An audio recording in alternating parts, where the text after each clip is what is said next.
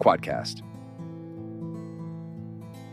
What 20 years of disability has taught me. We help people overcome adversity and find freedom through writing.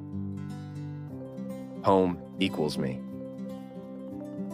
I'd lived in a few hospitals up until this point, but primarily in specialized disability accommodation service for people who are ventilator dependent. At the time of writing this, I lived here, and I guess it's fair to assume I spent a lot of time here as well. Initially, it was meant to run as a home, or group home you might say, but it ended up with all the trimmings of an institution. Copious amounts of paperwork, little privacy, and everything was okay as long as it suited the staff, management, the fine balance of duty of care versus dignity of risk. And what's weird, everybody knew most of my business. It was really hard to do anything in private, even go somewhere without the staff knowing. But worst of all, everything would be file noted. Even stupid stuff like Mark went for a walk. One time, actually, I had an intimate conversation with my doctor about something, and not realizing it, but that was file noted too. Then suddenly, the whole staff team knew about it. I was pretty embarrassed. But this is life and care. I was fair game to staff. I was their job, and the more they knew about me, it was like the better they were doing their job. To know the idiosyncrasies of my day, quite often I'd be asked a ton of questions first thing in the morning. To gauge my day, some necessary, others an invasion of privacy. And look, some carers were great and understanding, respected me as a human being. Mainly the problems were with the system. Introducing blanket rules, willy-nilly, management and the governing bodies were so out of touch with what happened on the floor, and of course people covering their asses. All I wanted was for everybody to leave me alone. But being so dependent, I had to conform to this whole system. Then to chuck in all the personal care, showering, toileting, etc. All I felt like was a number. No real human qualities. I was assessed by the workload that I represented. I also spent a lot of time in bed, verging on 19 hours per day. This is what I had to do for my health. Then when I was up in my wheelchair, I'd spend most of my days just hanging around the day room. I had no electric wheelchair, my arms didn't work to turn the pages in a book, so I just sat. Also at this time, I was receiving 2.5 hours of recreation staff per week, which wasn't even enough time to go to the movies, including travel times.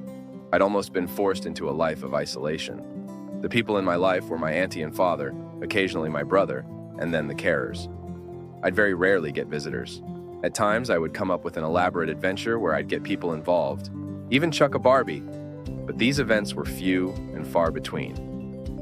Most of my life was spent alone in bed, with carers popping in and out, where I'd dream about how to one day escape this hell.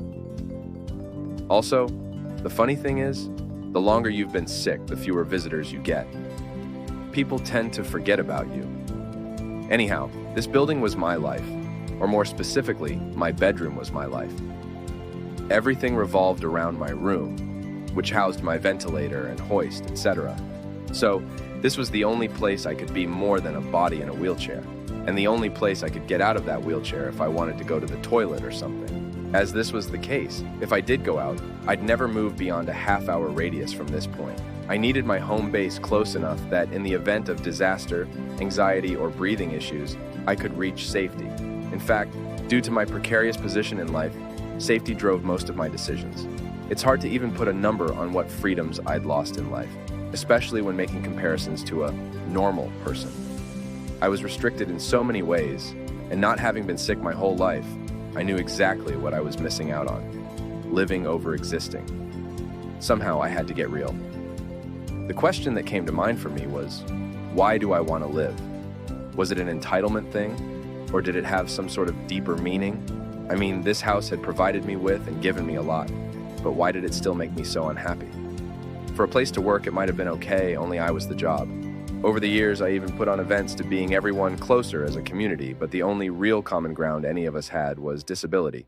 All the residents were much older than me as well, and when they all started passing away, one after another, I simply buckled down and started keeping to myself. Emotionally, being invested in my fellow residents, it would end up breaking my heart. So most days my dad would visit and I'd just talk to him. Thank God he was there for me, otherwise I probably would have gone crazy. We talked about anything and everything. Health, world news, and we'd always do the trivia in the paper every single day. It was like my dad was my best friend. We'd always have a project too, but when he'd go home at exactly 2:30 p.m. every day, it was just me again. Then the mind games would begin. Here I was, stuck in this building, and because I couldn't do anything for myself, my existence was purely at the mercy of the staff. Some I liked a lot, others drove me nuts, a few a little in between. And what was weird, if it became known that I didn't like someone, often I'd have to work with them more until we got on. In fact, this exact scenario played out one time, and she almost bloody killed me. Seriously, only then was she fired. After this experience, I really kept my mouth shut. Helplessness and conformity slowly becoming ingrained in my bones. But truly, most days I did have pretty good carers. It was only when several were sick. Man, I copped some shit. And it completely ruins your day. The exhaustion of explaining everything was an absolute killer. And management's solution? Well, we'll just train more people. So losing even more privacy and dignity, I often found random strangers wiping my ass or watching me have a shower, even at times giving me a shower. Personally, to me, this always felt super fucking uncomfortable. It again reaffirmed that I was just a job. Like sheep being herded through a stockyard, then being shorn, I had no personality or vigor. I'd lost it all. Every day was different. Some days familiar faces, others an Elm Street nightmare. I'd always have to be ready for anything, to be around people who intimidate me, scare me, or just flat out made me uncomfortable. But I'll say it again. Most days were okay. Maybe it was the lack of control, the lack of humanness, the fact that I was always vulnerable and in the weaker position. This gave me endless frustration. I felt like my life was ruined and that all this suffering had no real point.